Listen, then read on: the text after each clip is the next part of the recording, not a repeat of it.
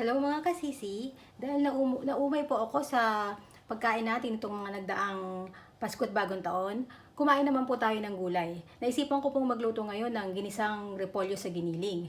Meron po tayong repolyo dito. Nagayat na po ako ng bawang, sibuyas, kamatis, at konting kerot. Hahaluan po natin ng giniling. Ito po ay titimplahan ko lamang ng asin paminta at lalagyan po natin ng konting Knorr cubes. Samahan niyo po ako magluto. Ito po sa aking pot, naglagay lang po ako ng mantika. Ngayon po, simulan natin igisa ang bawang. Mainit na po itong mantika.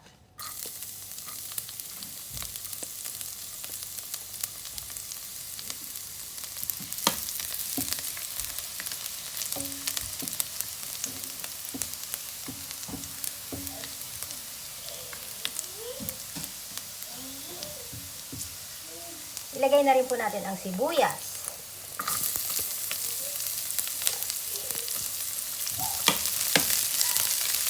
Sunod po natin ang kamatis.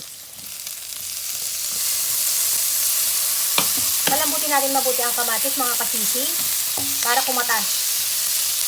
Malambot na po ang ating kamatis, ilagay na po natin ang giniling.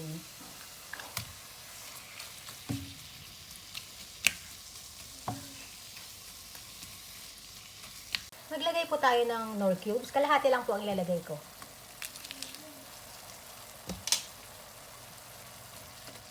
Ngayon po, ilagay na po natin ang carrot. Palambutin po natin saglit yung carrot. Kasi medyo matigas po kasi ito. Lumambot na po ng kaunti yung carrot natin. So, ilagay na po natin ang repolyo.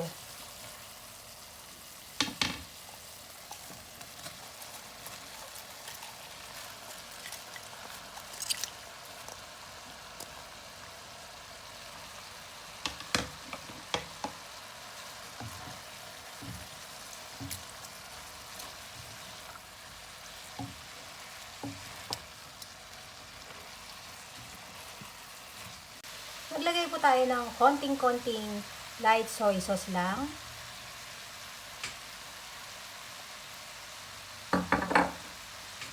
Hindi ko po ubusin tong isang kutsara.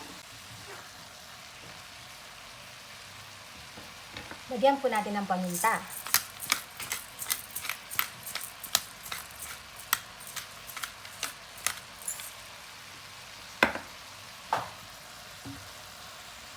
Ito na po ang ating repolyo na nilagyan ko ng giniling.